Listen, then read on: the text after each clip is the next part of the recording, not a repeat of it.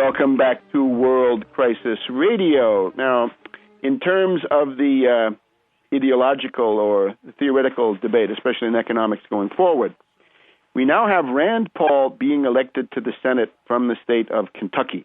Now, representing Kentucky is a big deal.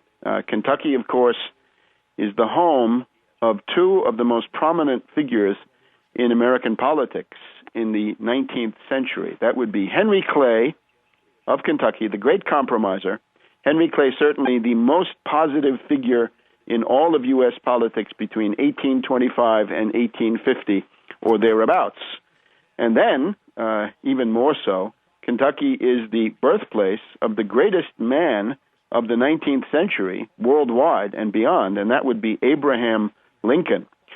So this is an important responsibility to live up to, and to the extent that we stand in Lincoln's place, we have to think about measuring our deeds or omissions against the heritage of Lincoln. And I think it's always a good idea for anybody in American politics to ask yourself from time to time, are you straight with Lincoln? That is what you are doing somehow to be brought into harmony with the political heritage and the general direction of Abraham Lincoln? That would be national unity, economic development, and the defense of the United States against tremendous domestic and foreign dangers, right? The foreign dangers being highlighted in this past week with a story on National Public Radio about the British role in supporting the Confederate States of America. Now, in particular, if you want to represent Kentucky, then you have to think about Henry Clay.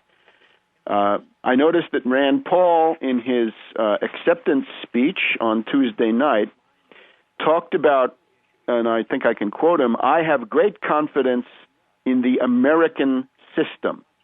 And he talks then, if we remain proud of the American system, the one that is enshrined in our founding documents. Now, if this is what he means, I think that might be a good sign, but I, of course, am waiting for the proof of the pudding, which is in the eating. And by this I mean the American system, especially if you're representing Kentucky, if you're sitting in the seat, I believe, that was once that of Henry Clay, the American system means something very, very specific, and we would be well advised to recall this. I would stress in particular 4 points. Henry Clay wanted a national bank. He lived in the time when the first Bank of the United States and the second Bank of the United States, the first one had been created by Hamilton. This first Bank of the United States had lapsed, and it was thanks to Henry Clay in the period after the War of 1812, in the 1820s and thereabouts, that the second Bank of the United States was put into operation.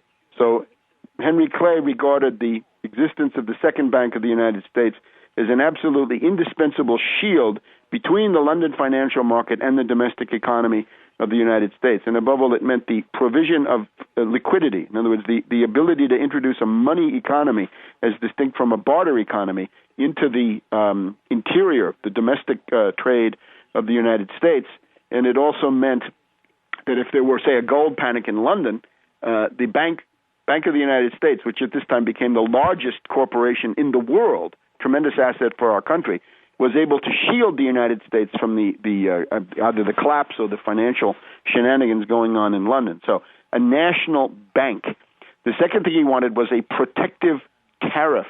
He wanted to have a tax on imports so that the British in particular could not simply strangle American industry in the cradle by putting low-cost foreign commodities onto the U.S. market. And this was, of course, blocked by the Southern interests in the Congress until they left in 1860, at which time we got the Morrill Tariff passed in 1861, 1862, which then put in the highest protective tariff that the U.S. had ever had.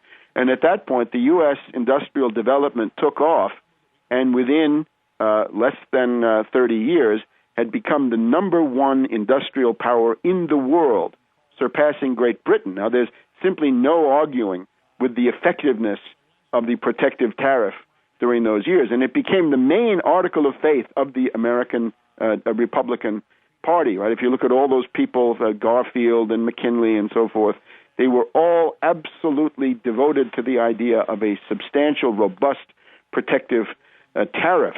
You can obviously argue about how this wealth was distributed, and certainly there would be a lot to say about that.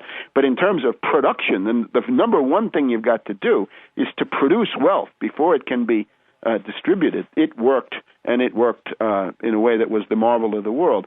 The third thing that Henry Clay wanted was internal improvements paid for by the federal government, and that could include, even if something was only within one state, if it represented a national interest, it had to be funded by the federal government, right? You get into these things like the question of the Maysville Road and the big fight against Andrew Jackson for that. So today we have a new wrecker, a new saboteur in the tradition of Andrew Jackson. His name is Governor Christie of New Jersey, and he's saying, I'm the guy who's going to block the obvious infrastructure needed, the renovation of the Boston, Hartford, New York, Philadelphia, Baltimore, Washington, D.C., and maybe Richmond, I would certainly hope so, all the way down to Miami. The East Coast high-speed rail line, which ought to be built, and it can't be built if Christie sabotages the needed second tunnel under the Hudson River to replace the one that's now 100 years old. So those 3 points, the national bank, the protective tariff, and infrastructure built at public expense, even if it's only in one state, doesn't matter. If it's a national interest, right, like the Port of New Orleans, right, that's in one state, but it's a national interest because where the Mississippi River, which is the basin of about one half of the U.S., where that meets the world ocean, you've got to have a highly developed port. That's a matter of national interest. That's not something just for Louisiana. It's not their fault if they live there. The national interest requires that there be a port there, and that's everybody from California to Maine has got that overriding national interest. So when Senator-elect Paul says that he's in favor of the American system, which is what I get out of this, that would be a step very much in the right direction. However, the problem is that in the past, his father, Ron Paul, has talked about the Austrian school as being the basis of his legislative activity. And I unfortunately have to point to the fact that these are incompatible. In other words, there is no common ground between the Austrian school, which obviously has no relation to American history, something coming out of Austria in the period in the early 20th century, certainly cannot be confused with the outlook of George Washington and Alexander Hamilton, who worked together in the Washington administration to create the funded national debt, the first Bank of the United States, and then the Patent Office, the protection of fostering of scientific development, and so forth. So this will create an ideological tension between two incompatible approaches. One is the Austrian school, the other is the American system. So anytime I hear American system, I'm obviously gratified, but this then has to be borne out in practice. The other point with Henry Clay was the term "the American system" is applied directly to him, to Henry Clay, and of course this is where Lincoln comes from. This is also the outlook of Friedrich List and Henry Carey during those years. Henry Clay is also in favor of a close U.S. alliance with the newly independent nations of Latin America that had thrown off the Spanish colonial yoke, but now were in danger of going into the British sphere, which is what happened to them. But he was in favor of immediate U.S. overtures to them, and that was indeed part of the process of the Monroe Doctrine. A couple of other points about this, but I look forward to a policy debate about these issues with the newly elected senator. Back in a minute.